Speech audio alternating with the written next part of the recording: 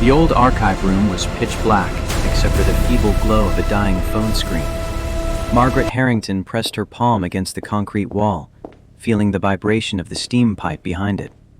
The hiss had grown louder in the past 20 minutes, and the air tasted metallic now, thick with something her body recognized as wrong. I need to get out. Even if her mind couldn't name it. I have to go. Carbon dioxide. The thought arrived with crystalline clarity. The ventilation system in this forgotten basement level had been disconnected during renovations 15 years ago, and that corroded pipe was filling Thomas Harrington's secret archive with invisible poison. She had 40 minutes, maybe less. The pill bottle in her purse weighed nothing, but Margaret felt its presence like a second heartbeat. 40 Ambien tablets, prescribed 3 months ago when the first whispers of Global Tech's acquisition interest had reached her ears. Just a precaution, she'd told herself then. An exit strategy for if things became unbearable. 3 hours ago, in the Harrington Systems boardroom, things had crossed that threshold. The memory played behind her eyes with the clarity of a death row confession. James Caldwell, standing at the head of the polished oak table, her seat, presenting financial projections that painted her 40-year stewardship as obsolete. The board members, people she'd known for decades, people who'd eaten at her table and mourned at her husband's funeral, avoiding her gaze as James methodically dismantled her legacy with PowerPoint efficiency. Margaret Harrington, the woman who'd graced Fortune's cover twice, who'd transformed her father's garage startup into a $2.8 billion empire, reduced to a liability column in a merger deck. The vote was scheduled for Monday at 2 in the afternoon, but everyone in that room knew it was already over. The decision had been made in golf course conversations and private dining rooms where she hadn't been invited. Monday's meeting would be theater, a formality to maintain the illusion of due process. Her phone screen flickered. 3% battery remaining. The emergency services call she'd considered making an hour ago was no longer an option. Even if she had power, who would she call? Building security had clocked out at 6. The maintenance staff wouldn't arrive until Sunday evening. Her executive assistant had left at 6:13 precisely, relief visible in her shoulders as she'd wished Margaret a good weekend. And James. James had lingered after the others filed out, his hand on her shoulder with practiced concern. Ellie, it's just business. You know that. 40 years of friendship compressed into those hollow words, delivered with the sincerity of a eulogy read by someone who'd never met the deceased. Take the weekend. Clear your head. We'll find you a position on the advisory board. Your legacy will be respected. Legacy. As if she were already dead. Margaret's fingers found the pill bottle again. The rational part of her mind observed this moment with detached fascination. 62 years old, widowed, childless. The company that had consumed her existence about to be dismembered and absorbed into Global Tech's sprawling portfolio. What exactly was she fighting to preserve? An empty penthouse overlooking Boston Harbor? A calendar filled with obligations masquerading as relationships? The steam pipe's hiss intensified.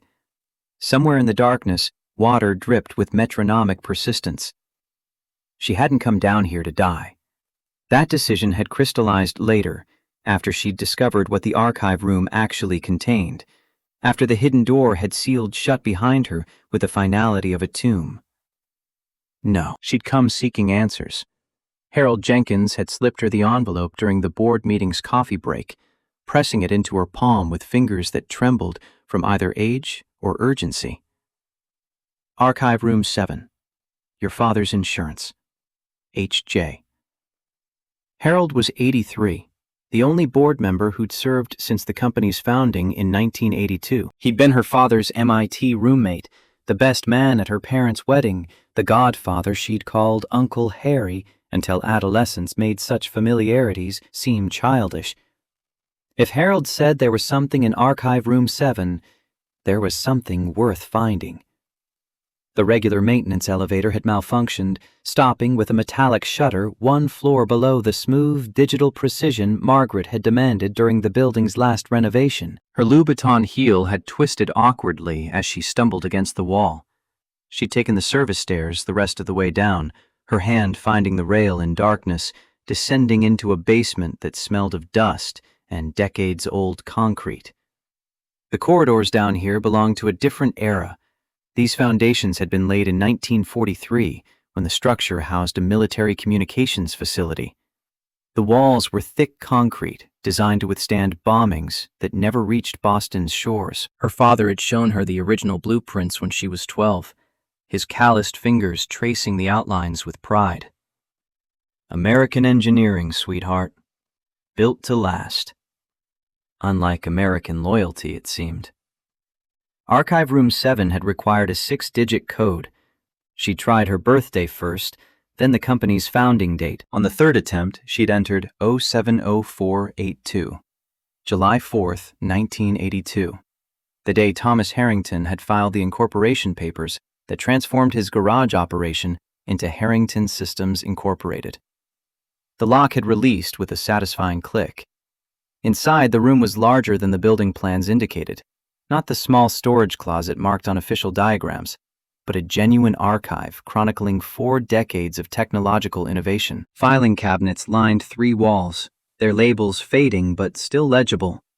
Glass display cases held prototype hardware from the company's early years. In the center stood her father's old drafting table, repurposed as a workspace. 5 preservation cases dominated the far wall, each illuminated by soft LED strips that had somehow remained powered despite the room's apparent abandonment. 4 contained documents: the original Eagle project materials, the company's first major contracts, early patents and awards, her father's handwritten business plan on yellow legal pads. The 5th case was empty. A brass plaque read, "Reserved for the Crown Jewel." Thomas Harrington had mentioned the Crown Jewel project 3 times before his death. Once to his attorney, once to Harold Jenkins, and once to Margaret herself, 2 days before the heart attack that killed him at 68. Everything else we've built is just foundation, Maggie. The Crown Jewel is what secures the company's future, what makes us indispensable. She'd assumed he was being metaphorical, talking about the company's reputation or client relationships. But standing in this hidden archive, staring at that empty case, Margaret understood her father had meant something tangible, something physical. She'd run her hands along the back wall behind the display cases, searching for seams, hidden panels, anything that might explain where Thomas had concealed his final project. Her fingers had found a slight depression in the concrete, barely perceptible. She'd pressed it experimentally. A section of wall had swung inward with the heavy resistance of long disuse, revealing a smaller chamber beyond. Her father's private workspace. The air inside smelled faintly of pipe tobacco, preserved somehow in this sealed environment. And for a moment, Margaret was 12 years old again, watching her father work late into the night, the red glow of his pipe the only light in the garage workshop. She'd step through the doorway, her phone's flashlight revealing an old IBM computer covered in dust cloths, a metal desk, stacks of notebooks in her father's distinctive handwriting. Behind her, the hidden door had swung shut. The mechanism engaged automatically, designed perhaps to maintain the chamber's seal. Margaret had spun around, pushing against the smooth concrete, but whatever release existed was on the other side. The door was seamless from within, engineered by someone who'd believed the room should only open from the outside. Her phone had been on the drafting table in the outer archive, along with her purse, along with the pill bottle. She'd pounded against the concrete until her fists ached, shouting until her voice cracked. The basement was deserted at 9:30 on a Friday night. No one would look for her until Monday at the earliest. By then, the board vote would be complete. Global Tech would begin its takeover. Everything her father had built would be dismantled, repackaged, absorbed. In the darkness of that sealed chamber, Margaret Harrington had wept for the first time since her father's funeral. The tears came silently at first, then in racking sobs that echoed off walls that had stood since World War II. She didn't know how long she'd sat there, curled against the wall, her designer suit collecting dust from a floor that hadn't been swept in decades. Time lost meaning in the absolute darkness, marked only by the fading glow of her phone's light seeping beneath the hidden door. Then she'd heard footsteps, heavy, measured, approaching down the corridor outside the archive room. Margaret had scrambled to her feet, moving to the hidden doorway. "Hello?" Her voice was raw from crying. "Is someone there? I'm trapped in here." The footsteps paused. Then came a knock on the outer door, cautious, testing. "Hello? Anyone in there?" A man's voice, deep, with the slight roughness of age or a lifetime of hard use. "Yes, I'm locked in. Please, can you open the door?" A pause, longer this time. Margaret pressed her ear against the concrete, hearing the faint sounds of movement on the other side. "Ma'am, this door needs a code. Do you know it?" "July 4th, 1982. 070482. She heard the beeps of the keypad, then the lock releasing. Light flooded the outer archive room as the door swung open. "Hello?" the man called, his voice closer now. "I'm in here. There's a hidden room. I'm trapped inside." More footsteps, then silence. Margaret imagined him examining the wall, searching for the mechanism that had sealed her in. "I can see the seam," he said finally, his voice just on the other side of the concrete. "But I don't see how to open it. Is there a switch or something?" "There must be. I pressed somewhere on this wall and it opened, but I can't find the mechanism from this side." "Hang on. Let me check the outer wall." Margaret heard him moving around the archive room, then a low whistle of appreciation. "Quite a collection you've got out here, ma'am. Please just find the switch." "Sorry, right." More sounds of movement, tools being set down, something being dragged across the floor. "You said you pressed on the wall. Maybe it's a pressure plate." There was a soft click, and the hidden door swung outward. Margaret stepped through, blinking in the sudden brightness of the outer archive's emergency lighting. The man who'd freed her was tall, broad-shouldered, his frame carrying the kind of strength that came from decades of physical labor rather than gym vanity. He was black, somewhere in his late 50s, his hair cut military short and graying at the temples.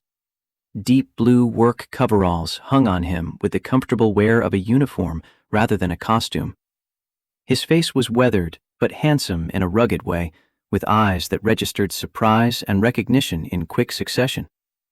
"Ms. Harrington." He knew her. Margaret squinted, trying to place him. The maintenance uniform, the building access at this hour. "David Blake, building maintenance." He extended his hand, then seemed to think better of it, noticing the grime on his work gloves. He removed them and offered his hand again. "Sorry about that. Wasn't expecting to find the CEO in a hidden room on a Friday night." His handshake was firm, his palm calloused, a working man's hand. Margaret noticed a faded tattoo on his forearm beneath his rolled-up sleeve. Military insignia of some kind, though she couldn't make out the details in the dim light. "Not many people know about this room, Mr. Blake." "I imagine not. Not on any building plans I've ever seen." His eyes moved past her to the inner chamber, curiosity evident, but he made no comment. Instead, his gaze shifted to the drafting table where her phone sat illuminated, its screen now dark. Next to it, clearly visible in the beam of his heavy-duty flashlight, was the pill bottle. There was a moment of uncomfortable recognition in his eyes. He understood immediately what those pills were for. But he simply reached for her phone. "Battery's dead." He handed it to her. "Got a charger in my office upstairs if you need it." Margaret took the phone, slipping it into her pocket, then quickly retrieved the pill bottle, avoiding his gaze. "Thank you, Mr. Blake." "How did you know someone was down here?" "Doing my regular rounds. Thought I heard something." He gestured toward the door. Power's out in this section. Been meaning to check the breaker, but it's not a priority area according to management. The way he said management carried a weight of unspoken commentary. Years of watching decisions made by people who'd never walked these corridors, never understood the building's actual needs. Well, I appreciate your thoroughness. Margaret moved toward the exit, eager to escape this basement, this room, this entire humiliating evening. But David Blake didn't move from the doorway. Ma'am, forgive me for asking, but are you all right? The unexpected concern in his voice nearly broke through Margaret's hastily reconstructed composure. She'd spent the past hour preparing to die in a sealed concrete chamber, and this stranger, this maintenance worker she'd probably passed 100 times without really seeing, was asking if she was all right with the kind of sincerity that suggested he actually wanted to know the answer. I'm fine. Just got accidentally locked in while retrieving some old documents. He nodded slowly, clearly not believing her, but respectful enough not to challenge the obvious lie. It's past 10, Ms. Harrington. Building's empty except for security up front. Can I walk you out? Margaret hesitated, then nodded. She wasn't sure her legs would carry her up those service stairs alone. The adrenaline that had sustained her through the past hours was fading, replaced by a bone-deep exhaustion. They walked in silence through the dim corridors, the beam of David's flashlight illuminating the way. The maintenance elevator was still stuck at the basement level, its doors open like a gaping mouth. This thing's been acting up for months. David shone his light into the elevator shaft. Keep telling them it needs a complete overhaul, not just patches. Them? Facilities management, new company that took over the contract last year. Cut corners everywhere they can. He said the last words with quiet disdain. Typical corporate efficiency experts. We'll take the service stairs, more reliable. He led her to an unmarked door that opened onto a concrete stairwell. As they began to climb, Margaret noticed David favoring his right leg slightly. You're limping. Old injury. Acts up sometimes, especially when the weather's changing. He didn't elaborate further, and Margaret didn't press. They reached the ground floor, emerging into the polished marble lobby that stood in stark contrast to the utilitarian basement. The night security guard looked up from his desk, surprise registering on his face at the sight of the CEO emerging from the service entrance with the maintenance man. Evening, Miss Harrington. Everything okay? John. She'd signed his paycheck for 11 years, but couldn't remember his last name. Yes, John. Mr. Blake was just helping me retrieve some archived materials. She turned to David. Thank you again. David nodded, his expression unreadable in the lobby's dim night lighting. Ma'am? He turned to leave. Something made Margaret call after him. Mr. Blake. He paused, looking back. How long have you worked here at Harrington? A slight smile creased his weathered face. Coming up on 15 years now. 15 years. She repeated the words, feeling the weight of them. And we've never met. No reason we would have, ma'am. I work nights mostly. Keep the place running while everyone else goes home. There was no bitterness in his voice, just simple fact. Margaret felt a sudden, irrational desire to continue the conversation, to delay her return to the empty penthouse where the weight of the day's betrayal waited to crush her again. Do you have time for a coffee, Mr. Blake? I'd like to hear more about the building maintenance issues. As CEO, I should be aware of these things. Surprise flickered across his face, followed by cautious assessment. His eyes glanced briefly toward her purse, where the pill bottle now rested. There's a diner around the corner, still open. Better coffee than the break room stuff.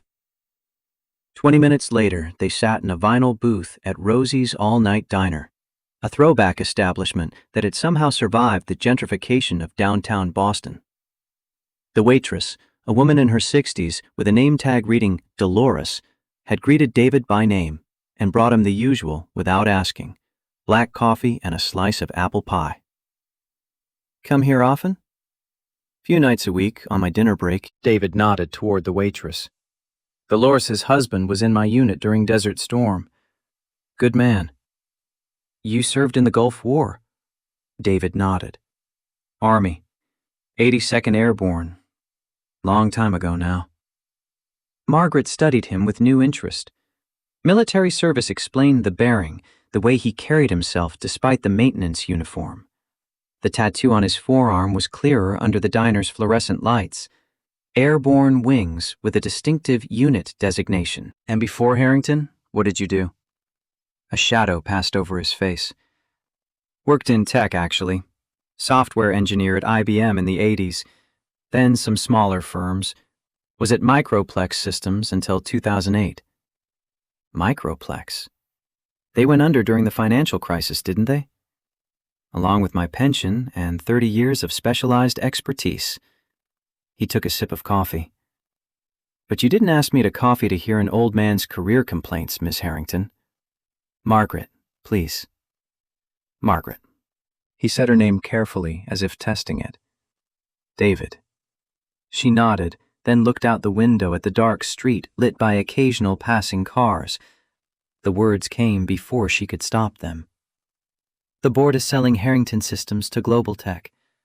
The vote is Monday, but it's already decided. David's expression remained neutral. Been rumors about that for months in the maintenance department. Sorry to hear it's happening. 40 years of independence ended in a 3-hour meeting. Margaret's voice was hollow. My father founded Harrington in our garage. Did you know that? Classic American success story. MIT engineer decides he can build better systems than anyone else. Mortgages his house, works 18-hour days. I was 15 when he started the company. Did my homework on one end of the workbench while he soldered circuit boards on the other. David nodded. Different time, when things were still made here. We never took the company public.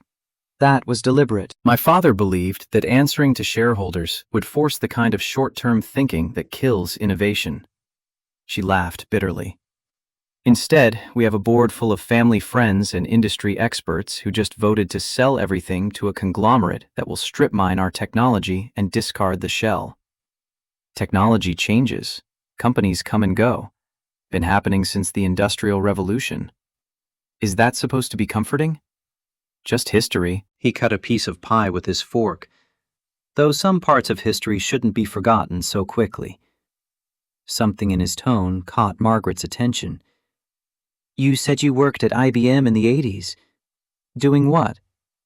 Systems programming. Low-level stuff, mostly. Worked on the team that developed parts of DOS. Margaret's eyes widened.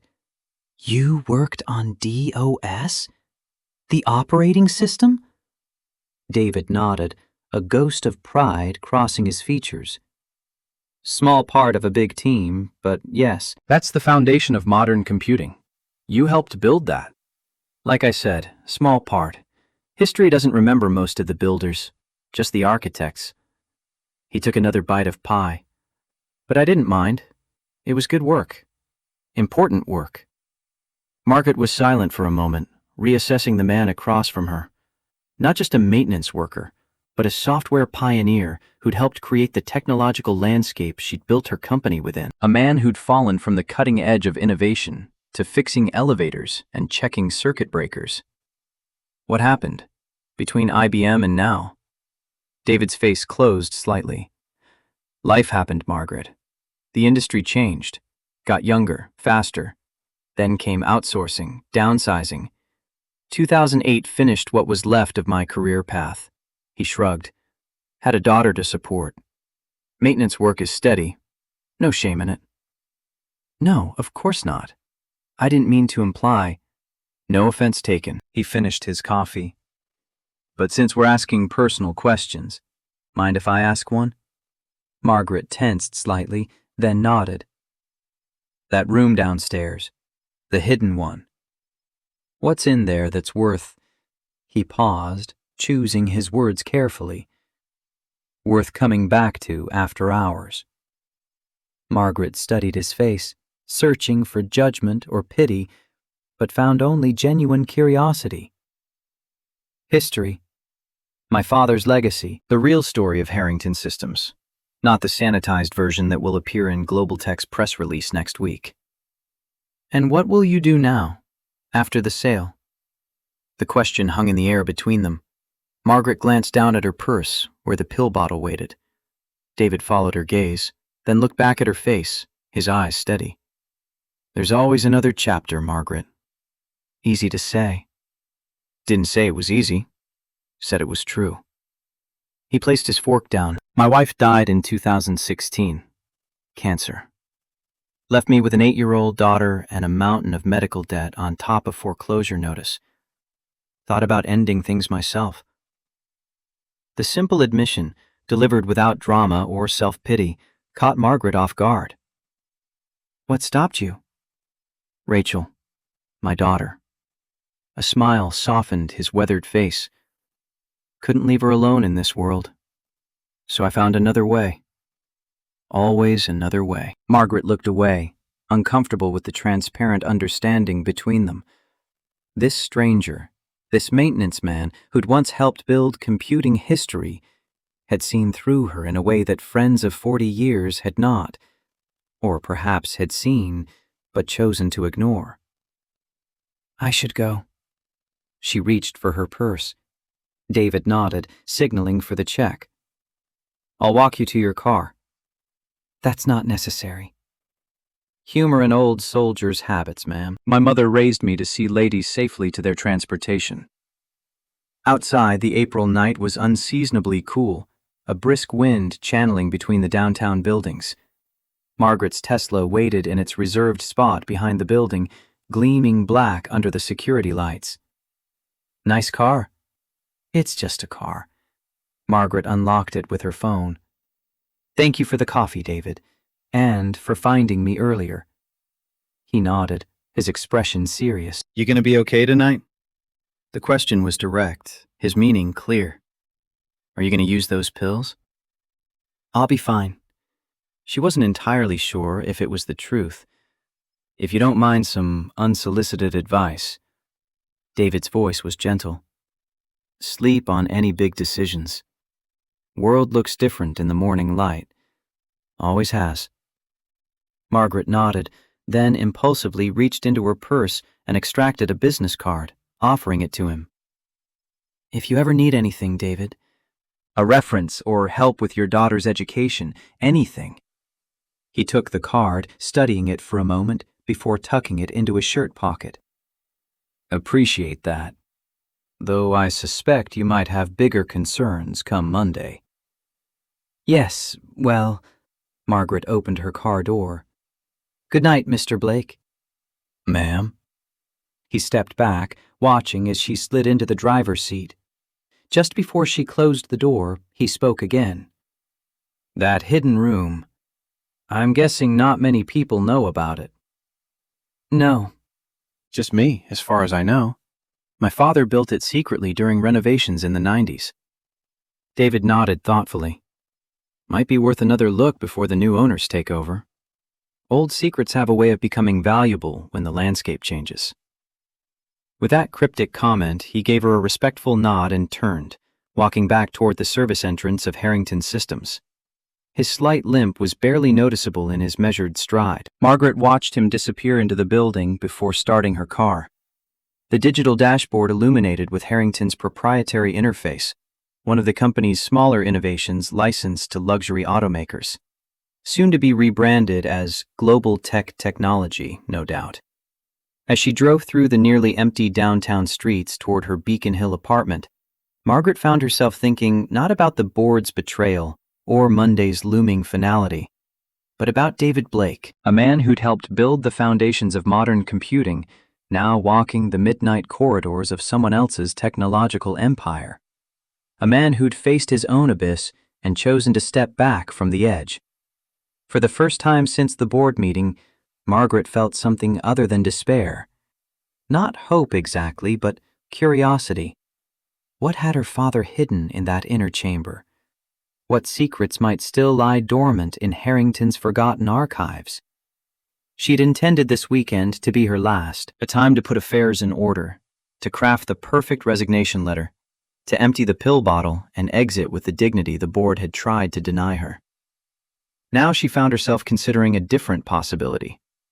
David's words echoed in her mind. Always another chapter. By the time she reached her apartment, the pill bottle no longer seemed like the only option. There was something else to do first. A mystery to solve. A legacy to uncover. Monday's corporate execution might still be inevitable, but Margaret Harrington was no longer ready to go quietly into oblivion. Not until she had examined every possibility, uncovered every secret, explored every hidden room in the house her father had built. As she stepped into her empty apartment, the weight of solitude settled around her shoulders. The sleek, minimalist furnishings chosen by an interior designer to project success and sophistication suddenly seemed sterile and impersonal. How many others like him were there?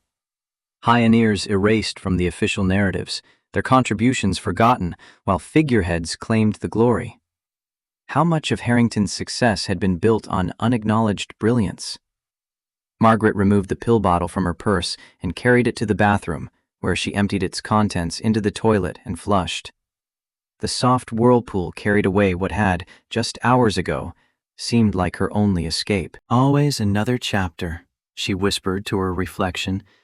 The face that stared back was tired, the carefully maintained facade of corporate confidence stripped away to reveal the vulnerability beneath. But in her eyes, a familiar determination began to rekindle, the same look her father had worn when facing seemingly insurmountable technical challenges. Margaret Harrington had 3 days before global tech took ownership of her life's work. 3 days to discover what her father had hidden in that secret room. 3 days to find a way to preserve what mattered most. She reached for her phone and set an alarm for 5 in the morning. There would be time for rest later. Now she had history to uncover, and perhaps a future to reclaim. Saturday morning arrived with the soft persistence of early spring sunshine filtering through Margaret's bedroom windows. For a moment, in the gentle haze between sleep and wakefulness, she forgot the corporate execution awaiting her on Monday. Then reality crashed back, the weight of it pressing against her chest like a physical force. But something was different. The despair that had driven her to the basement archives with a bottle of pills had transformed overnight into a smoldering determination. Her phone read 5:58. The alarm hadn't even sounded yet. By 7:30, Margaret had showered, dressed in jeans and a simple blouse that would have shocked her executive team, and was pulling into the parking garage beneath Harrington Systems. Weekend security was minimal. The young guard at the desk barely glanced at her ID badge before waving her through. The building felt different on a Saturday. Hollow, expectant, like a theater between performances, waiting for actors who wouldn't arrive. Margaret bypassed the executive elevator and headed for the service stairs David had shown her the night before. The maintenance elevator was still out of commission, its doors now sealed with yellow caution tape. She descended to the basement level, moving with purpose through the dim corridors. At the archive room door, she paused, entering the familiar code. The lock disengaged with a satisfying click. The room was exactly as she'd left it. Her dead phone still sat on the oak drafting table. The hidden door to the inner chamber stood partially open, revealing the darkness beyond. Margaret had come prepared this time, bringing a powerful lantern from her emergency kit and a portable phone charger. She illuminated the inner chamber, revealing what she'd only glimpsed the night before in panic and fading phone light. The IBM computer was more advanced than she'd initially thought, a prototype system that had never been mass-produced. Beside it sat stacks of notebooks filled with Thomas Harrington's distinctive handwriting, technical diagrams, pages of complex mathematics. On the wall hung a framed photograph of the original Harrington Systems team from 1982. 5 people standing in front of a garage, her father in the center, Margaret herself as a teenager off to one side, looking both awkward and proud. She began a systematic exploration, carefully examining each notebook, each folder, each piece of technology. Hours passed as she lost herself in her father's private thoughts and innovations.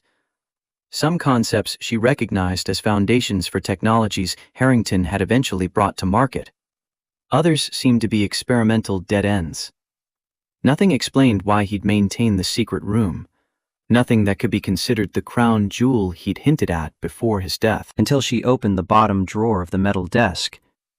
Inside was a single red folder marked with a simple eagle silhouette, the symbol of Project Eagle. Margaret's heart quickened as she lifted it out, feeling the unexpected weight of its contents. But inside was not the technical documentation she'd expected. Instead, she found a series of letters and handwritten notes exchanged between her father and someone identified only as D.B. The correspondence detailed refinements to the Eagle Project's encryption algorithm, brilliant insights that had transformed the project from merely excellent to revolutionary. The handwriting of this mysterious D.B. was precise, methodical, the work of an engineer's mind. The final letter, dated just 2 weeks before her father's fatal heart attack, mentioned a complete overhaul that would make Eagle impenetrable for decades to come. Margaret stared at the initials. D.B. David Blake. It seemed impossible. And yet, a software engineer at IBM in the 80s who'd worked on DOS would have exactly the expertise Thomas Harrington would have needed. A collaboration kept off the books to avoid corporate IP disputes. A noise from the outer archive room made her freeze. Footsteps. Then a familiar voice. "Miss Harrington, you in here?" David Blake stood in the doorway, still dressed in his maintenance uniform despite it being Saturday morning. He didn't seem surprised to find her there. "Security called. Said you'd come in early. Thought I'd check if you needed anything." His eyes moved to the red folder in her hands, then quickly back to her face. Margaret held up the folder. "DB, that's you, isn't it? You worked with my father on Project Eagle." David's expression remained carefully neutral, but something flickered in his eyes. Recognition, perhaps. Regret. "Been a long time since I've seen that folder." "You knew about this room all along? That's why you asked me about it last night. You've been here before." David nodded slowly. "Your father and I worked together occasionally, off the books. He had ideas that the board wouldn't approve, approaches that were too experimental for corporate comfort. This was our workspace. Why didn't you tell me this last night? Would you have believed a maintenance man claiming to be your father's secret collaborator?"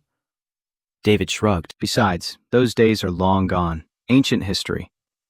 Margaret opened the folder, extracting a page of handwritten calculations. "This encryption algorithm, you helped design it." "Portions of it. Your father was the visionary.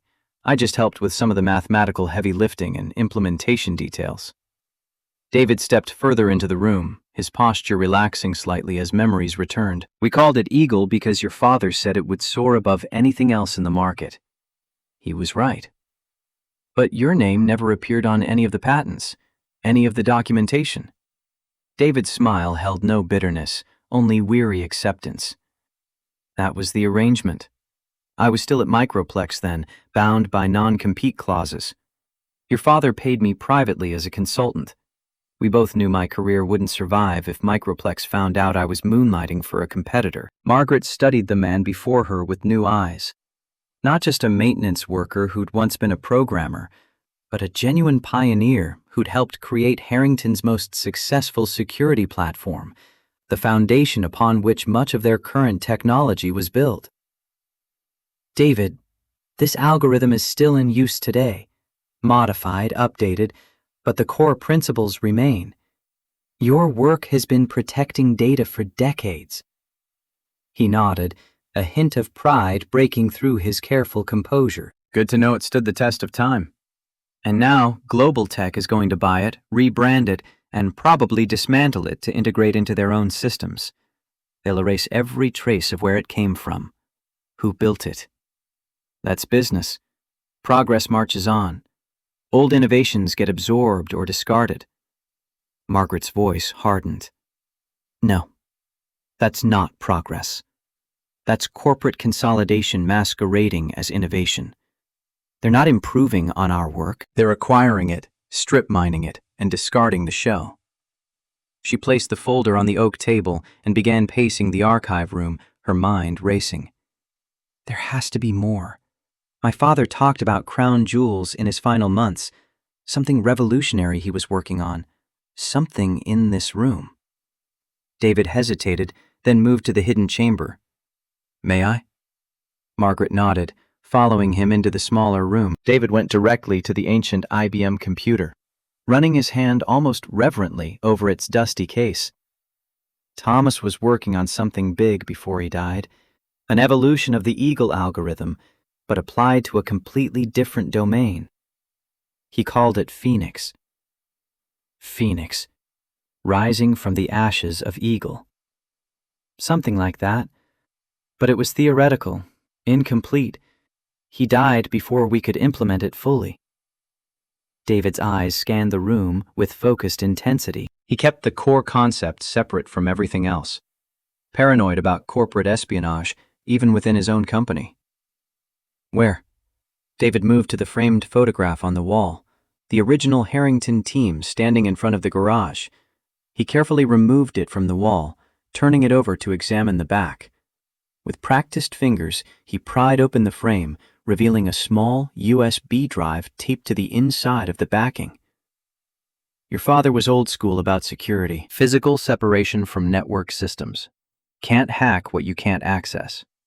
Margaret took the drive, turning it over in her palm. So small to potentially contain something so valuable. Will this even work with modern systems? It's just storage. The interface is outdated, but the data should be intact. David glanced at his watch. My shift technically started 20 minutes ago. I should make some rounds. Keep up appearances. Margaret slipped the drive into her pocket. David, I need to understand what's on this drive. If it's what my father considered his greatest work, it might be the key to fighting global tech's takeover. Might be nothing, just theoretical concepts, incomplete algorithms. Or it might be exactly what I need to show the board that Harrington still has innovative potential worth preserving. David's weathered face revealed his internal conflict. Ms. Harrington. Margaret, please. Margaret. I'm a maintenance worker now. Have been for 15 years. That other life, that other version of David Blake, he doesn't exist anymore. I don't believe that. The man who helped create DOS, who refined the Eagle encryption algorithm, he's still here. I can see him right now, looking at my father's old computer like a musician reuniting with a beloved instrument. David said nothing, but his expression softened. I know it's a lot to ask, but I have less than 48 hours before Global Tech erases 40 years of Harrington innovation. Before they erase my father's legacy. Before they erase your contributions too, even if the world never knew they existed. Even if I wanted to help, I have responsibilities. My daughter, bring her. The words came impulsively, but Margaret didn't take them back. There's plenty of room in my apartment. She can watch television, play video games, whatever children do these days. A small smile tugged at David's lips. Lily's not exactly your typical 8-year-old. She doesn't watch much television. He paused, considering. But she has been asking to visit the Boston Science Museum. It's just a few blocks from here. Perfect. You take her to the museum this morning, and afterward you both come to my place. We'll order in lunch and see what Phoenix is all about. Margaret felt a surge of hope for the first time since the board meeting. Please, David. I can't do this alone. David Blake stood silent for a long moment, the past and present visibly wrestling within him. Finally, he reached into his pocket and produced a worn business card, the one Margaret had given him the night before. He turned it over, wrote a phone number on the back, and handed it to her. My cell. Text me your address. We'll come by around 1. He moved toward the door, then paused. Just to be clear, I'm not promising anything. I'll look at what's on that drive, but that's all. That's all I'm asking. Thank you, David. After he left, Margaret remained in the archive room for another hour, gathering select documents and photographs that chronicled Harrington's true history. If Monday's corporate execution couldn't be avoided, at least she would preserve the authentic record of what her father had built. As she finally prepared to leave, her phone chimed with an incoming message. She expected it to be from David, but instead saw James Caldwell's name on the screen. "Ellie, we need to talk. Brunch at the Charles, 11:30. Important developments." Margaret stared at the message, anger and betrayal rising. James, her CFO, her supposed friend for 4 decades, who'd led the charge to sell her company, who'd sat beside her through her divorce, her son's college graduation, her father's funeral, only to stab her in the back when Global Tech dangled the right incentives. She typed a response. "Sorry, busy today. Monday is soon enough." Then, gathering the materials she'd collected, she locked the archive room behind her and headed for her car, the mysterious USB drive secure in her pocket. The Beacon Hill apartment felt different when Margaret returned. No longer a mausoleum for her corporate success, but a base of operations for whatever came next.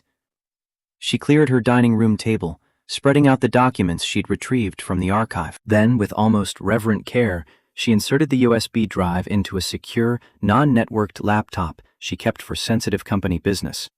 The drive contained a single encrypted file named simply phoenix.exe. Margaret tried several passwords based on her father's usual patterns, but none worked. After the third failed attempt, a security prompt appeared. Verification question. Wingspan. Margaret frowned, uncertain of the expected response. Her father had used dozens of security questions over the years. What was special about wingspan? The answer came to her suddenly. A childhood memory of her father taking her to the airport to watch planes take off and land.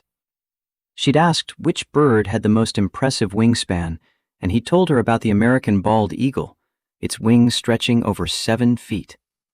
Magnificent, built for both power and precision. She typed 7.2 feet. The file began to decrypt. What emerged was not a complete software package, or even a coherent set of technical specifications, but rather a conceptual framework. Pages of theoretical mathematics, flow diagrams, and Thomas Harrington's notes about applying encryption principles to a completely new domain, logistics and supply chain management. Margaret scrolled through the documents, trying to understand her father's vision. Phoenix wasn't just an encryption system. It was a complete reimagining of how secure data could flow through physical supply chains, protecting everything from military equipment to consumer goods against tampering, counterfeiting, and theft. It was revolutionary, but also incomplete. Her father had died before he could fully develop the implementation strategy. The concepts were sound, the mathematics elegant, but translating theory into functional software would require someone with exceptional understanding of both encryption algorithms and practical coding. Someone like David Blake. Margaret checked the time, 10:45, more than 2 hours before David and his daughter would arrive. She used the time to organize the Phoenix materials, breaking down the concepts into more digestible segments. As she worked, she found herself drawn into her father's vision, seeing the elegance of his approach, the forward-thinking nature of a system designed decades before supply chain security became the critical issue it was today. At precisely 1 o'clock, her doorbell rang. Margaret smoothed her hair, suddenly aware that she was dressed more casually than David had ever seen her, and opened the door to find David and a small, serious-looking girl with intelligent eyes. "Margaret, this is my daughter Lily. Lily, this is Miss Harrington, the lady I told you about." "The one whose company is being stolen," Lily said matter-of-factly, extending her hand with adult formality. "It's nice to meet you, Miss Harrington. Dad says you might need our help." Margaret smiled, charmed by the child's directness. "It's nice to meet you too, Lily. And yes, I could definitely use some help." She gestured them inside. "Please come in. I've ordered sandwiches from the deli downstairs. They should be here any minute." Lily entered first, her eyes widening as she took in the apartment's expansive view of Boston Harbor. "Wow, You can see everything from here. Almost everything. Did you enjoy the science museum? It was acceptable. Lily's critical assessment carried the weight of a young prodigy. Their coding exhibit needs updating, though. They're still showcasing programming techniques from 2015. David gave Margaret an apologetic smile. Lily has strong opinions about computer science education. I like strong opinions. They usually come from strong minds. Lily beamed at the compliment, then immediately gravitated toward the spread of technical documents on the dining table. What's all this? David placed a gentle hand on his daughter's shoulder. That's grown-up work stuff that we're going to help Ms. Harrington with after lunch. The doorbell rang again, the deli delivery. While Margaret paid for the food, David discreetly examined the Phoenix materials, his expression growing increasingly focused as he recognized the significance of what he was seeing. Over lunch, Lily dominated the conversation with detailed descriptions of the museum's exhibits, particularly the shortcomings of their technology displays. Margaret found herself genuinely enjoying the girl's enthusiasm and critical thinking, so reminiscent of her own childhood passion for taking things apart to understand how they worked. Dad says you started your company when you were just a teenager. That's pretty cool. My father started it. I joined officially after college, though I was involved from the beginning. Dad helped build DOS, Lily announced this proudly. That's like super important in computer history. Did you know that? Margaret smiled. I recently learned that, yes. Your father is being modest about his contributions to technology. David looked uncomfortable with the attention. Ancient history, like I said. But history matters. That's why I've been digging through the company archives. Our past shapes everything we build today, whether we acknowledge it or not. After lunch, Lily settled in the living room with a book she'd brought. Not a children's story, Margaret noticed, but a technical manual on Python programming that would challenge most college students. David joined Margaret at the dining table, finally giving the Phoenix materials his full attention. For the next hour, they barely spoke as David absorbed the details of Thomas Harrington's final project. Margaret watched his face, noting the moments of recognition, the subtle nods of appreciation for particularly elegant solutions, the occasional frown at conceptual gaps. David finally looked up from the documents. This is remarkable. Your father was working at least 20 years ahead of his time.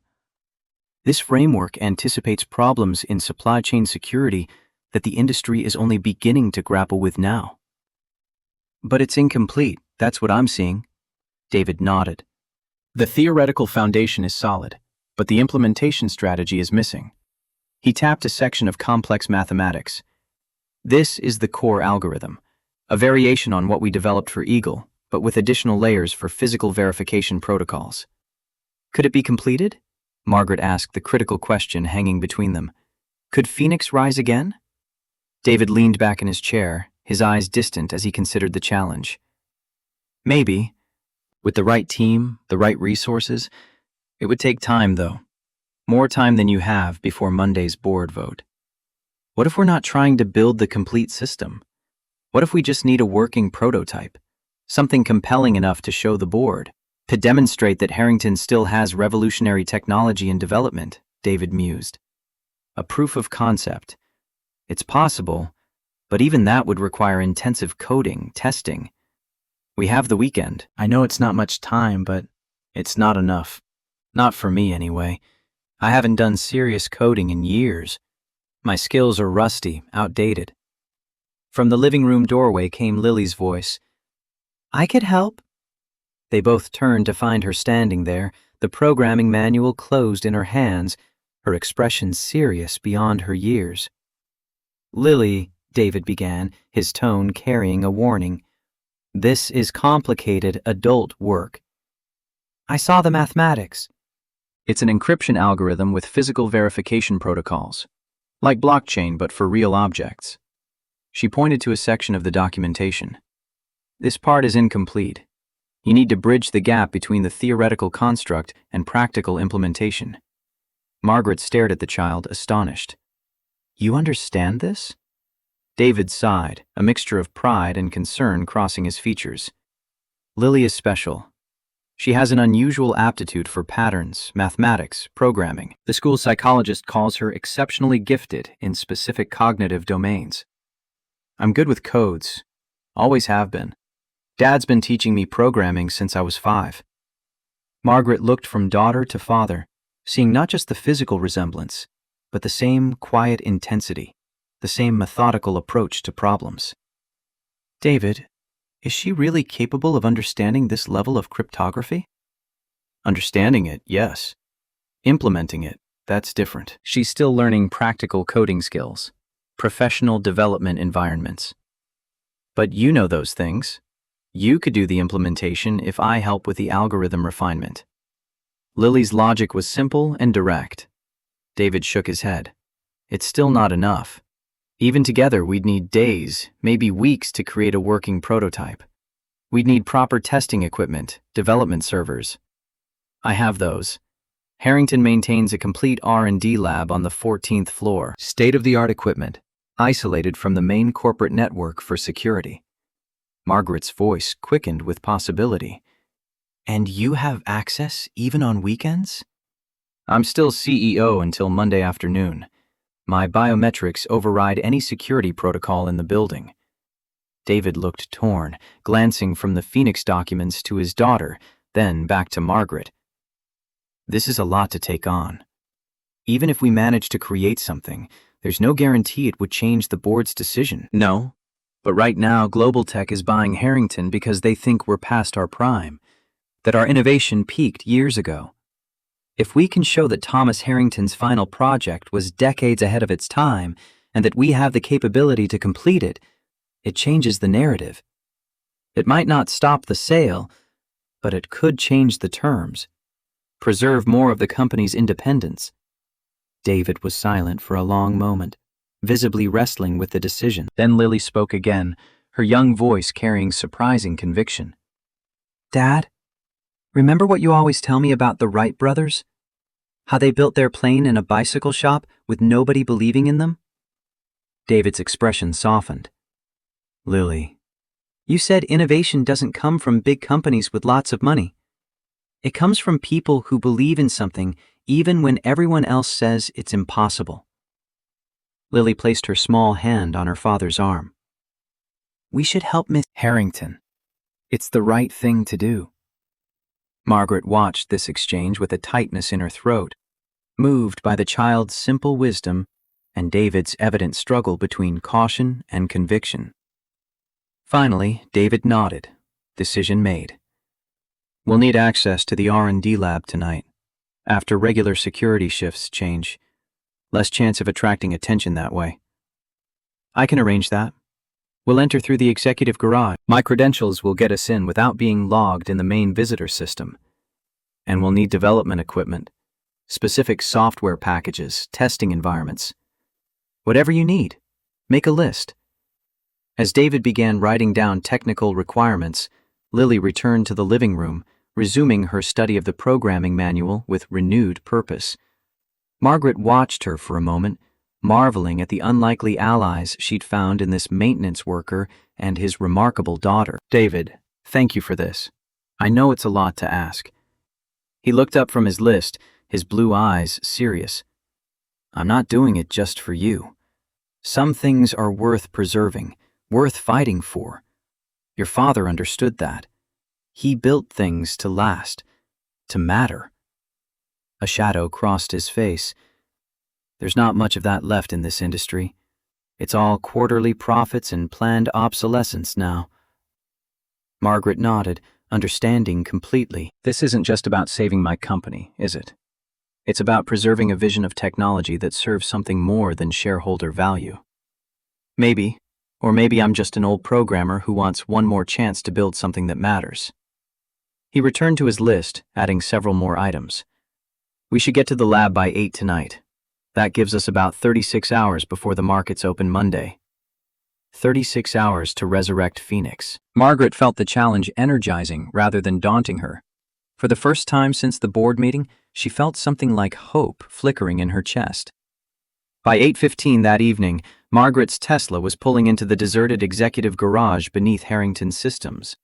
David sat beside her, a backpack containing his personal laptop and various tools resting between his feet. Lily dozed in the back seat, her small body curved around her own backpack, stuffed with programming books and a well-worn stuffed triceratops.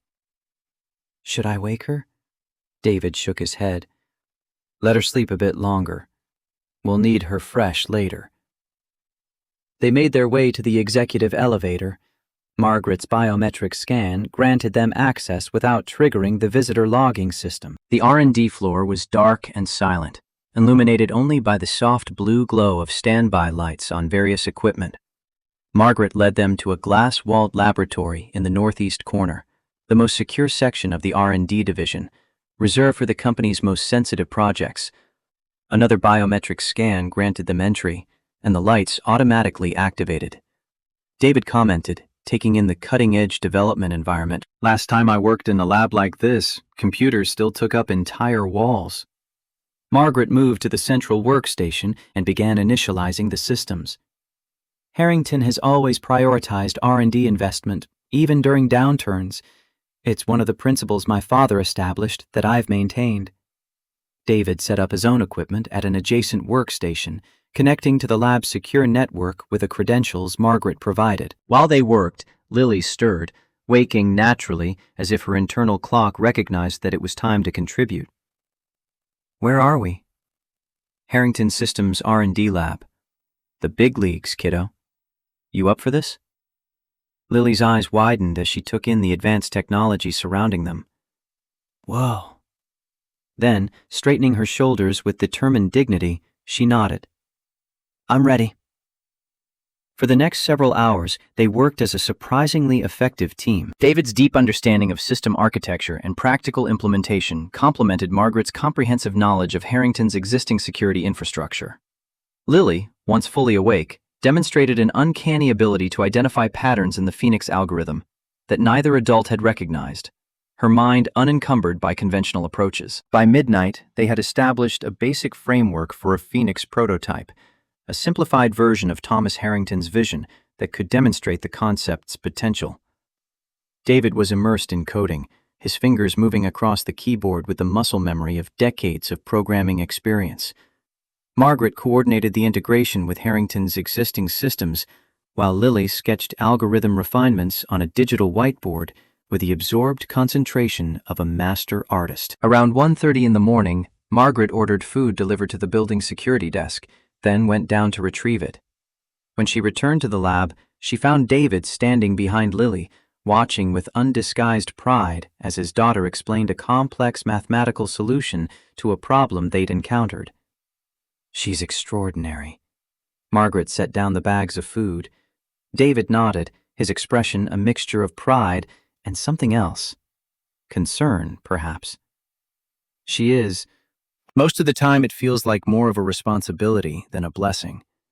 The world isn't always kind to people who are different." "I know something about that.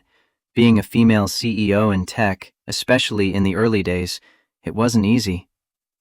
"But you had your father's name, his company," David observed, not unkindly. "Lily will have to make her own way." "She'll have you, and that counts for a lot." They ate quickly, refueling for the long night ahead. As they worked through the early morning hours, Margaret found herself repeatedly glancing at David, seeing him in a new light. This wasn't the maintenance worker she'd met in the basement archive.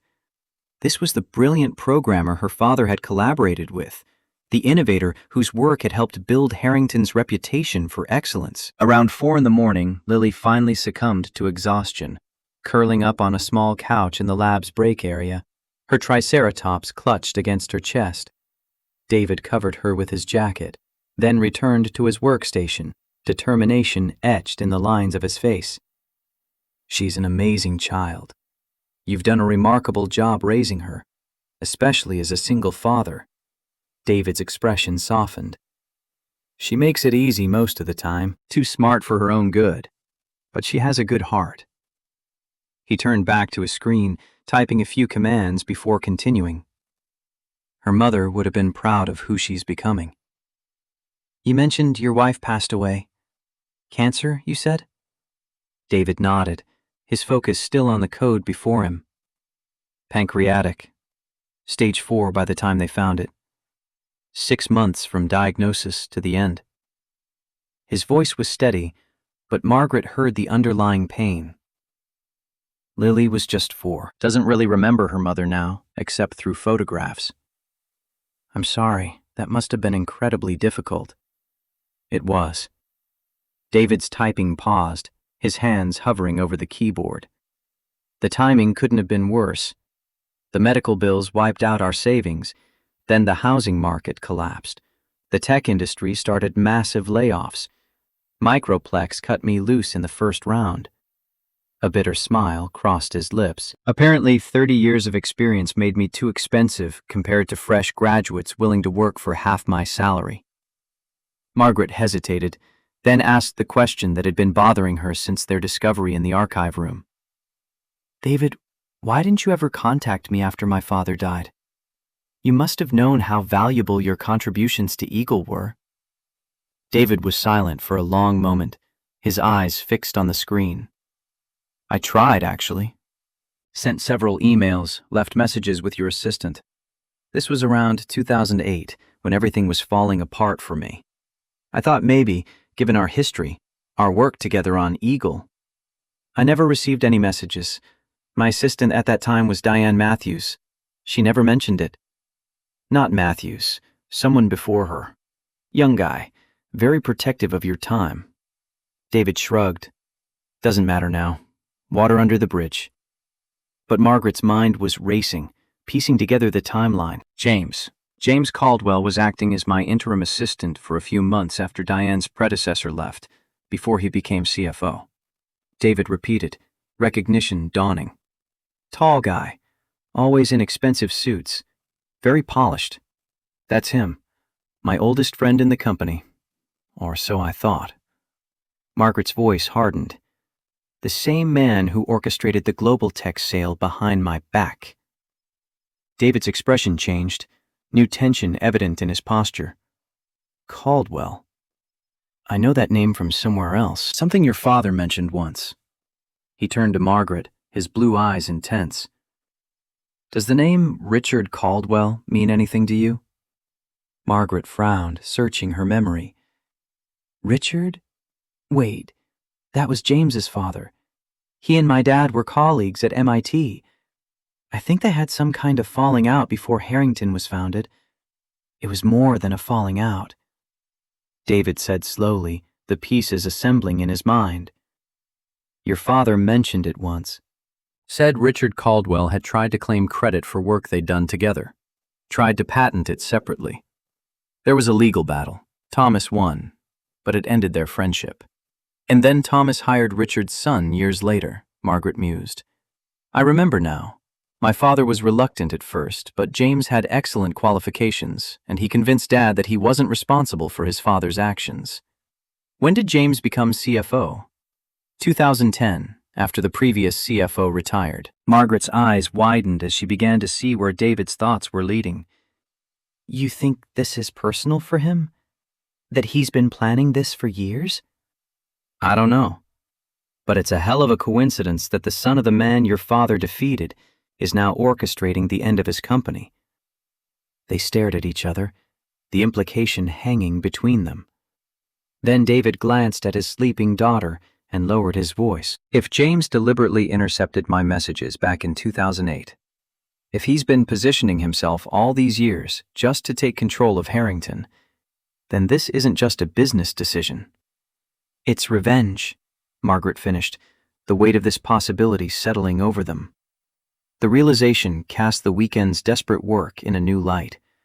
This wasn't just about saving Harrington Systems as a company. It was about preserving Thomas Harrington's legacy against a deliberate attempt to erase it from history. David turned back to his workstation with renewed determination. We need to finish this prototype, not just to save the company, but to protect your father's final innovation from falling into the wrong hands. Margaret nodded, her own resolve strengthening. If James has been planning this for years, he won't stop just because we demonstrate a promising prototype. We need more. We need proof of his true motives. First things first, let's make Phoenix fly. Then we'll worry about James Caldwell's vendetta. As the first gray light of Sunday morning filtered through the lab's windows, they worked with the focused intensity of soldiers preparing for battle. The prototype began taking shape, not just as lines of code and theoretical constructs, but as a functioning system that could track and secure physical objects through complex supply chains, preventing tampering and ensuring authenticity at every stage. At 7:42 in the morning, Lily woke immediately, rejoining the effort without complaint or confusion. By noon, they had a working demonstration using RFID chips and Harrington's existing security protocols, enhanced with the Phoenix algorithm. It's crude compared to what your father envisioned, David acknowledged as they tested the system on various objects around the lab. But it proves the concept is viable. With proper development, this could revolutionize supply chain security. Margaret nodded, watching as the system successfully detected a minor tampering attempt on a sealed package. It's more than I hoped for, but will it be enough to convince the board that Harrington still has innovative potential worth preserving? Maybe, but you're right about needing more. If James is motivated by personal revenge rather than business logic, a promising prototype won't change his mind. We need leverage, something that would force him to reconsider, or at least delay the vote. Lily, who had been quietly working at her own terminal, suddenly spoke up. What about his emails? Both adults turned to her. His emails? Lily nodded. If he's been planning this for years, wouldn't there be evidence? People always leave digital trails. Dad says that's the first rule of cybersecurity. Humans are the weakest link. David looked at his daughter with a mixture of pride and concern. Lily, we can't just hack into the CFO's email account. That would be illegal, not to mention ethically problematic. Not if Miss Harrington authorizes it. She's still the CEO, right? And if she suspects corporate, what's the word for when someone inside the company does bad things? Malfeasance. Corporate malfeasance. Or breach of fiduciary duty. Right. If she suspects that, doesn't she have a responsibility to investigate? David and Margaret exchanged looks, both recognizing the dangerous territory they were approaching. There are legal protocols for internal investigations, but they take time, which we don't have, and they'd alert James immediately. If he's been careful all these years, he'd destroy any evidence before an official investigation could find it. They fell silent, the ethical dilemma hanging between them. Then Margaret's phone chimed with an incoming text. She glanced at it, her expression hardening. It's James again. He's been texting all morning, trying to arrange a meeting before tomorrow. She showed them the message. Ellie, please. One conversation before the vote. There are aspects of the deal you don't understand. Let me explain over dinner tonight. The Wellington, 7 p.m. David observed. He sounds desperate to talk to you. Or to make sure I don't find something before tomorrow's vote, Margaret countered, new resolve forming in her mind. Lily's right. If James has been planning this for years, there must be evidence. And as CEO, I do have the authority to access company communications if I suspect misconduct. Margaret, David cautioned, this is a gray area legally, and it could backfire spectacularly. I know, but what choice do I have? She looked from David to Lily, then back to the Phoenix prototype they'd worked through the night to create. If we're right about James's motives, then this isn't just about saving my company. It's about preventing someone from using corporate acquisition as a weapon of personal revenge. David considered this, then nodded slowly. If we're going to do this, we need to be smart about it. Targeted, discreet. We're not looking through all his communications, just anything related to global tech and the acquisition. I can help narrow the search parameters, Lily offered eagerly, then caught her father's stern look. Or I can just advise from a theoretical perspective. Despite the tension of the moment, Margaret smiled at the girl's enthusiasm. Your theoretical perspective would be very welcome, Lily. For the next hour, they carefully constructed a targeted search of James's corporate communications, using Margaret's executive access and focusing specifically on his interactions with global tech representatives.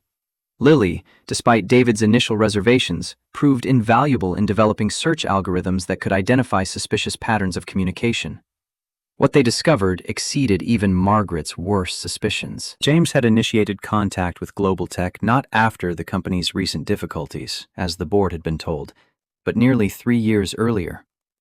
The correspondence revealed a carefully orchestrated plan to position Harrington for acquisition, strategic staff changes, subtle redirection of R&D resources away from promising projects, gradual undermining of Margaret's leadership through carefully planted doubts. Most damning was an email from 6 months ago in which James wrote to Global Tech CEO Victor Kane.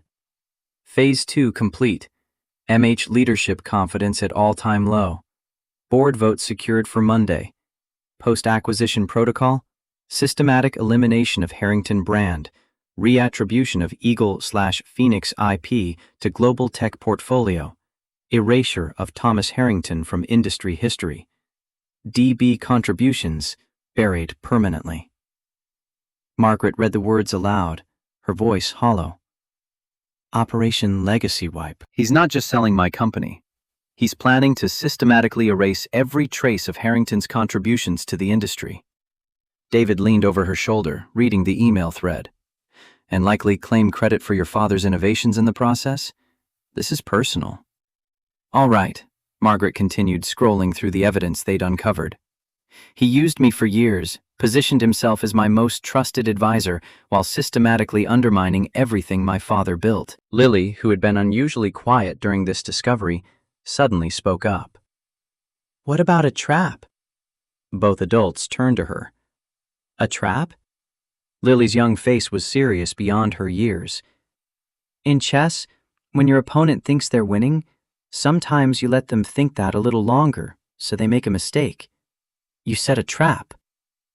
Margaret and David exchanged looks, understanding dawning simultaneously. The dinner invitation.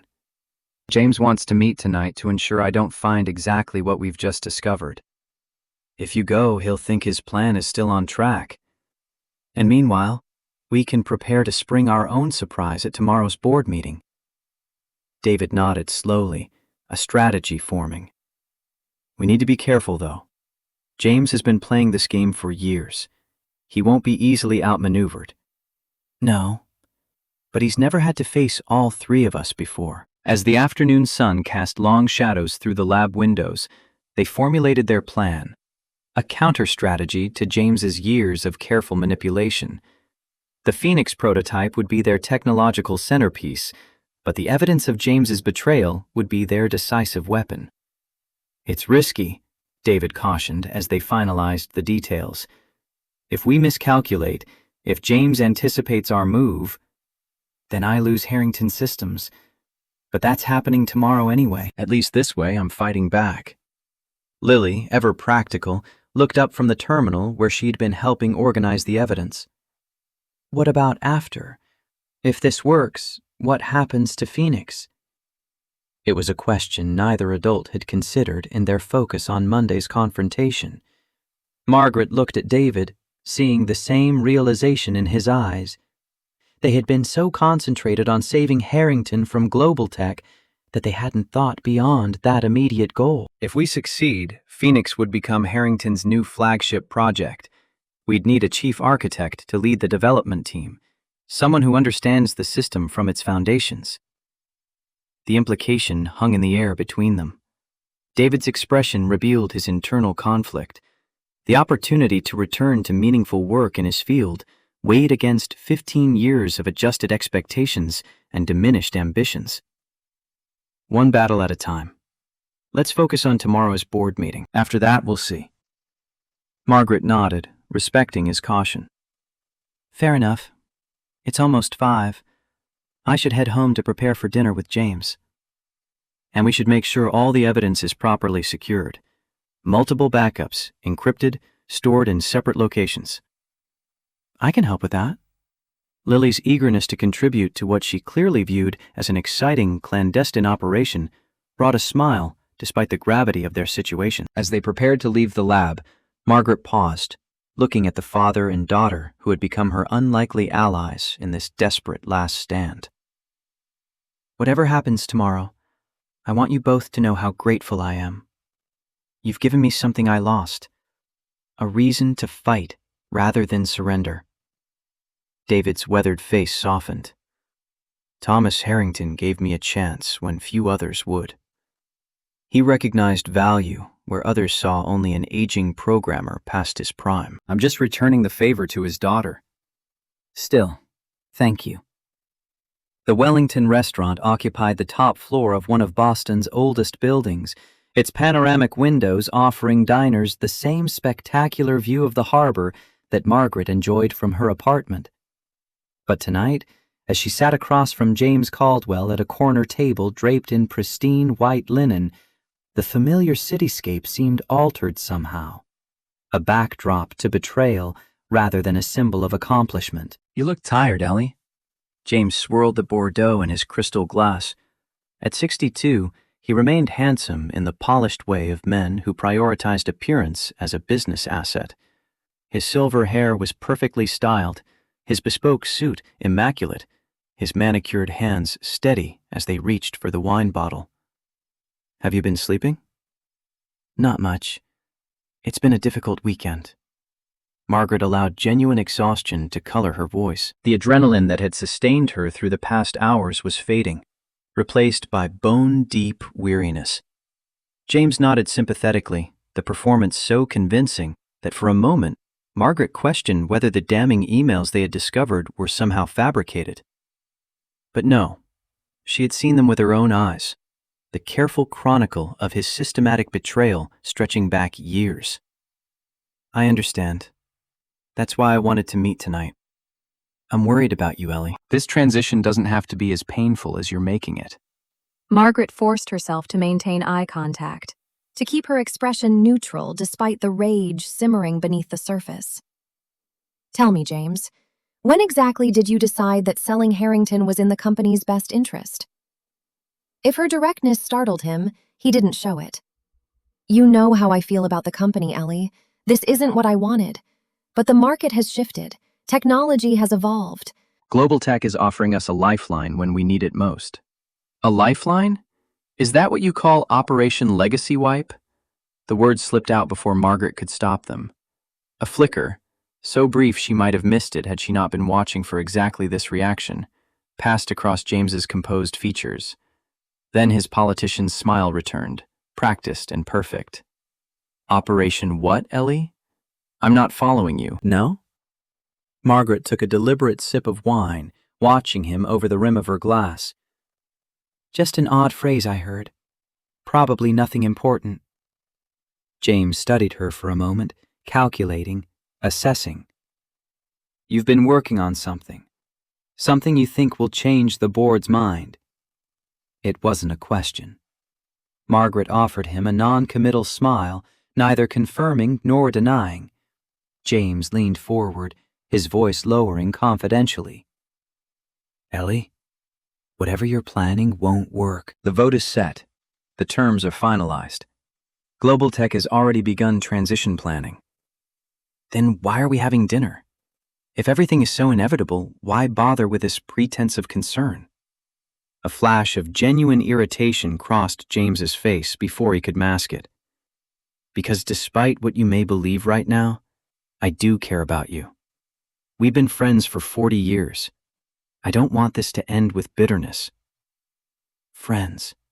Margaret echoed the word, hollow. Is that what exactly has Richard Caldwell contributed to American innovation? The mention of his father's name struck home. James's practiced composure slipped, revealing a glimpse of the cold calculation beneath. So that's what this is about. Ancient history. Is it? Sometimes the past isn't as dead as we think. Sometimes it's been quietly shaping the present all along. A tense silence stretched between them, decades of unspoken truths hanging in the balance. Then David opened the door before she could knock, his expression questioning. How did it go? About as expected. He knows we're planning something, but not what, and he definitely reacted when I mentioned Operation Legacy Wipe. Ms. Margaret, I finished organizing all the files, Lily called from the kitchen table, where documents and laptops were spread in organized chaos. She insisted on helping, wouldn't take no for an answer. David's explanation carried a mixture of pride and resignation. Good. We need all hands on deck for this. Margaret moved to the table where David had set up a makeshift command center, printouts of key evidence, and a detailed plan for tomorrow's confrontation. I've been thinking about our approach. The board meeting is at 2 p.m. You'll need to control the narrative from the first moment. If James gets ahead of you, he won't, Margaret assured him. You told him about Global Tech's questionable connections? David realized, impressed. I may have mentioned certain concerns about proprietary American innovations being acquired by entities with foreign financial backing. The senator has agreed to attend our board meeting as an interested governmental observer. His presence alone will throw James off balance. David nodded appreciatively. Good move, but we'll still need irrefutable evidence if we're going to turn the board against a deal they've already approved in principle. That's where you come in. The Phoenix prototype is our technological centerpiece. If you can demonstrate its potential, show them that Harrington isn't past its prime, but actually years ahead of the competition, it changes the entire value proposition of the company. And if that's not enough, David asked, the practical soldier assessing all contingencies, then we present the evidence of James's betrayal. But I'd prefer to win on innovation rather than scandal. That's what my father would have wanted. They worked until nearly midnight, refining their strategy, preparing for every possible countermove James might make. Lily eventually fell asleep on the couch, her small form curled protectively around her Triceratops toy. David covered her with a blanket, his weathered face softening as he watched his daughter. She's all in on this mission. Thinks we're some kind of corporate Avengers taking down the bad guys. Isn't that what we are? Margaret asked, only half joking. David's expression turned serious. What happens after, Margaret? If we succeed tomorrow, if we stop the acquisition, what then? The question hung between them, weighted with unspoken possibilities. Margaret glanced at Lily's sleeping form, then back to David. I meant what I said earlier. Phoenix needs a chief architect who understands it from the ground up. That's you. For a moment, as she drew today, Lily's observation, delivered with childish directness, brought a smile to Margaret's face. Thank you, Lily. That's exactly how I feel. David, ever practical, was reviewing their strategy one final time. Remember, we lead with innovation, not accusation. Phoenix first, James's betrayal only if necessary. Agreed. And you're sure the prototype will function as demonstrated? No technical glitches? We tested it repeatedly this morning. It's as solid as it can be, given the compressed development timeline. And Senator Brooks confirmed his attendance an hour ago, said he'll meet us at Harrington. As they prepared to leave, Margaret found herself seized by a sudden wave of doubt. What if it's not enough? What if the board is so committed to this deal that nothing we show them matters? David considered her question with the seriousness it deserved. Then at least you'll know you fought with everything you had. Sometimes that's all we can do. He offered a small, encouraging smile. But I wouldn't count us out just yet. We've got something James doesn't. What's that? The truth. And a really good encryption algorithm. The journey to Harrington Systems passed in focused silence, each of them mentally preparing for the confrontation ahead. Margaret parked in her reserved space, then led David and Lily through the executive entrance, bypassing the main lobby where curious employees had gathered, sensing something momentous in the air. They arrived on the executive floor to find Senator William Brooks already waiting, a distinguished man in his mid-60s with the erect posture of his military background still evident beneath his senatorial polish. He greeted David with the easy familiarity of old comrades. Blake, you old warhorse. Couldn't believe it when Ms. Harrington told me you were involved in this. Still fighting the good fight, I see. Some battles choose us, sir. This is my daughter, Lily. The senator bent slightly to shake Lily's hand with the same dignified courtesy he might offer a foreign diplomat. "A pleasure, young lady. Your father was one of the finest soldiers I ever served with. Saved my life in Kuwait." Lily's eyes widened. "He did? Dad never told me that." "No, ma'am. Never did. Too busy doing the job while others talked about it." He straightened, turning to Margaret. "Miss Harrington, I've reviewed the materials you sent over.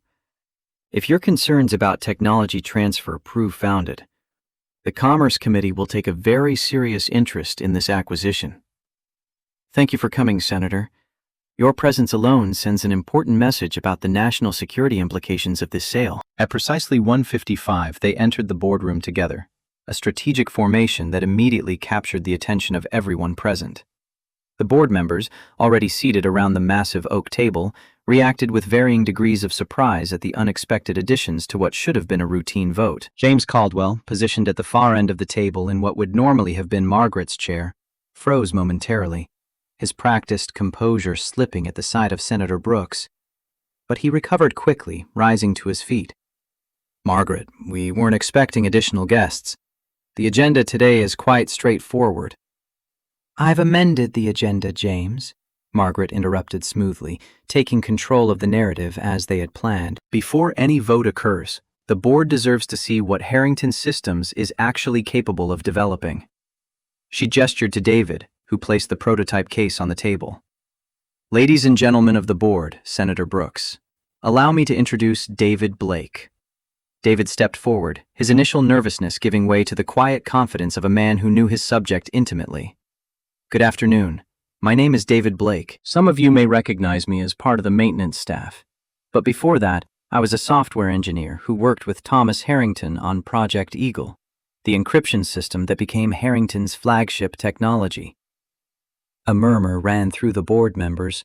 James's expression darkened, but he remained silent, watching. "What you're about to see is the evolution of that technology, a system Thomas Harrington was developing before his death, which we've now brought to functional prototype stage. We call it Phoenix." For the next 20 minutes, David and Margaret demonstrated the Phoenix system, showing how it could track and secure physical objects through complex supply chains, preventing tampering and ensuring authenticity at every stage. Lily assisted by deliberately attempting to hack the system, showing how Phoenix's advanced algorithms detected and prevented even sophisticated interference. The board members watched with increasing interest, several leaning forward as the implications became clear. This wasn't just an incremental improvement on existing technology, it was a paradigm shift in supply chain security. "The applications are virtually limitless," Margaret explained as David concluded the technical demonstration. "From military logistics to pharmaceutical supply chains, from luxury goods authentication to critical infrastructure protection. Phoenix represents not just the next generation of Harrington security systems, but a completely new market segment with massive growth potential." Senator Brooks spoke up, his authoritative voice commanding instant attention. "I can confirm that the Department of Defense has identified supply chain security as a critical priority for the next decade. Technology of this nature would be of significant interest to multiple governmental agencies." James finally rose from his seat, his face a mask of controlled fury. "This is all very impressive, Margaret. A weekend prototype cobbled together by a maintenance worker and his child. But it doesn't change the fundamental reality of Harrington's market position. The global tech offer represents the best path forward for our shareholders. Does it? Or does it represent the best path forward for your personal agenda, James?" Margaret challenged, moving to the confrontation phase of their strategy. She nodded to Lily, who activated the large display screen at the front of the boardroom. James's damning emails appeared, highlighted and annotated for clarity. 3 years ago, James Caldwell initiated contact with Global Tech, not as a potential business partner, but as a collaborator in what these emails describe as Operation Legacy Wipe, a systematic plan to acquire Harrington Systems, strip it of its innovative technologies, and erase its contributions to American technological history. The board members exchanged shocked glances, several reaching for copies of the emails that Lily now distributed. "This is absurd. These are obviously fabricated," James protested, though his complexion had paled noticeably. They were retrieved directly from the Harrington secure server using my executive access and witnessed by multiple parties. The metadata and authentication certificates are intact and verifiable. Senator Brooks examined the documents with the careful attention of a man accustomed to evaluating evidence. If these communications are genuine, they raise serious concerns about corporate espionage and potentially illegal disclosure of proprietary technologies. This is a desperate attempt to derail a legitimate business transaction. Margaret is unable to accept the reality that her time as CEO has reached its natural conclusion.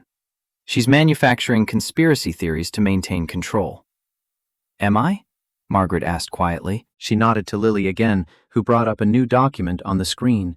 A legal complaint filed against Thomas Harrington in 1981 by Richard Caldwell, James's father. For those who don't know their history, Richard Caldwell was my father's colleague at MIT. He attempted to claim sole credit for work they had done together, tried to patent it separately. My father prevailed in court, but lost a friendship. She turned to James. And it seems his son has been planning revenge ever since. James's composed facade finally cracked, raw anger bleeding through. Your father stole everything from mine. Richard Caldwell should have been recognized as a pioneer of modern computing, but Thomas Harrington rewrote history, pushed him out, took all the credit. The naked emotion in his outburst stunned the boardroom into silence. For a moment, James seemed to realize how much he had revealed. He straightened his tie, attempting to regain his professional demeanor. This is irrelevant to today's vote. The global tech offer remains on the table. It represents significant value for all shareholders. Does it? Or does it represent the culmination of your personal vendetta against my father, a man who's been dead for nearly 30 years? She addressed the board directly. Ladies and gentlemen, you're not just voting on a corporate acquisition today. You're voting on whether to allow Harrington Systems, an American innovation pioneer, to be dismantled by someone whose primary motivation is personal revenge. The oldest board member, Harold Jenkins, who had served since the company's founding, spoke up for the first time. James, is this true? Has this been about your father all along? James hesitated, trapped between denial and the damning evidence before them. In that moment of silence, his guilt was effectively confirmed. Senator Brooks said into the tense quiet, I think that given these revelations and the clear national security implications of the Phoenix technology, the prudent course would be to table this vote pending a more thorough investigation. Several board members nodded in agreement, the momentum visibly shifting. James looked from face to face, seeing his carefully constructed plan unraveling before him. This changes nothing. Global Tech's offer expires today. If we delay the vote, the deal is dead. Perhaps that's for the best, Jenkins replied, his elderly face stern with disapproval. I, for one, am not comfortable proceeding under these circumstances. One by one, the board members voiced similar concerns. The unified front that James had cultivated was crumbling, replaced by uncertainty and a growing sense that they had nearly made a catastrophic mistake. In the end, the vote was unanimous. The Global Tech acquisition would be suspended, pending full investigation of James's communications and proper evaluation of Phoenix Technology's potential. James Caldwell, the architect of what would have been Harrington's demise, sat in stunned silence as his 40-year plan collapsed in less than 40 minutes. This isn't over, Margaret. He finally gathered his papers with shaking hands. You've bought time, nothing more. No, James. What I've done is reclaim my father's company. Your resignation letter will be on my desk by morning, or the evidence of your corporate espionage goes to the FBI. As James stormed from the boardroom, the remaining board members clustered around the Phoenix prototype, their earlier skepticism transformed into eager curiosity. Senator Brooks pulled David aside for a quiet conversation, while Lily basked in the validation of her contribution to their victory. Margaret stood watching this transformation unfold, feeling the weight of 72 hours compress into a single moment of clarity. Friday night, she had been trapped in a basement archive with a bottle of pills, ready to surrender. Now she stood in her father's boardroom, surrounded by allies she hadn't known she needed, defending a legacy she'd nearly let slip away. David approached her, his expression carrying relief and something deeper, respect earned through shared battle. "We did it, we did." Margaret's voice was barely above a whisper. "Thank you, David. You and Lily gave me back something I thought I'd lost." "Your company?" "My purpose." She looked at him directly. "About that position as chief technology architect. I'd like to accept, but with conditions." David's response came quicker than she'd expected, as if he'd been thinking about this throughout the presentation. "Name them." "Flexible hours. Lily comes first, always." He paused, then continued. "And I want to establish a scholarship program for kids like Lily, from working-class families who have the talent but not the resources. Too many brilliant minds get wasted because they can't afford the right schools." Margaret felt her throat tighten. "Done. Anything else?" "The archive room. I want it preserved as a museum. Not just your father's work, but everyone who contributed to this industry. The real history, not the sanitized version." He glanced toward where Harold Jenkins was examining the Phoenix prototype, including Richard Caldwell's legitimate contributions. Before the bitterness. "Your father told me once that Richard did good work in the early days. That should be remembered too." Margaret considered this, the generosity of it striking her deeply. David was offering to honor the father of the man who tried to destroy them both. "That's remarkably gracious of you." Legacy isn't about erasing people. It's about telling the whole truth, the complicated, messy, human truth of how innovation actually happens. His words resonated with something Margaret had been feeling since Friday night, a truth she hadn't quite been able to articulate until now. "Then that's what we'll do. The Thomas Harrington Innovation Archive, with a section honoring all the forgotten pioneers, including Richard Caldwell." Senator Brooks approached them, his expression pleased. "Ms. Harrington, Mr. Blake, I'll be recommending that the Commerce Committee fast-track a review of Phoenix for potential defense applications. The preliminary specs David showed me are extraordinary." He turned to David. "You built something your country needs, Blake. Just like the old days." After the senator left, after the board members had finally departed with promises to reconvene once the investigation was complete, after Lily had been congratulated by every person in the room, the three of them stood alone in the boardroom. Lily looked up at the adults, her young face serious. "Does this mean we won?" Margaret knelt down to the girl's eye level. "It means we get to keep fighting, to keep building, to make something that matters." She glanced up at David. "Together." "As a team?" Lily's eyes lit up with understanding. "Exactly, as a team." They left the boardroom as the late afternoon sun slanted through the windows, casting long shadows across the table where 40 years of corporate history had just been rewritten. The battle for Harrington Systems had been won, but Margaret understood with perfect clarity that the real work was only beginning. Outside, Boston Harbor gleamed in the distance, the same view that had witnessed her despair just 3 nights ago. But the city looked different now, not because it had changed, but because she had. The woman who'd descended into that basement archive ready to die had been replaced by someone who'd remembered how to fight, how to hope, how to build. And she hadn't done it alone. That, Margaret thought, was perhaps the most important lesson of all. Innovation didn't happen in isolation. It happened when people who should never have met, a CEO and a maintenance worker, a widowed father and his brilliant daughter, found common purpose in the most unlikely of circumstances. "What happens now?" David asked as they waited for the elevator. Margaret looked at him, then at Lily, then back at the boardroom where her father's final innovation had just secured the company's future. "Now we build something that lasts. Something Rachel would be proud of. Something your father would approve of." She smiled, feeling genuine hope for the first time in years. Now we get to work.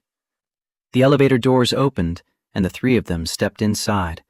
An unlikely alliance forged in desperation, tempered by trust, and now bound by something stronger than either corporate loyalty or personal ambition. They were building a legacy together, one that honored the past without being imprisoned by it, that valued talent over credentials, that understood the real measure of worth had nothing to do with balance sheets and everything to do with the lives you touched along the way. As the elevator descended, carrying them from the executive floor back to ground level, Margaret caught her reflection in the polished steel doors. The woman staring back looked tired but alive, defeated but defiant, broken but healing. There's always another chapter, David had told her that first night. He'd been right. This was hers.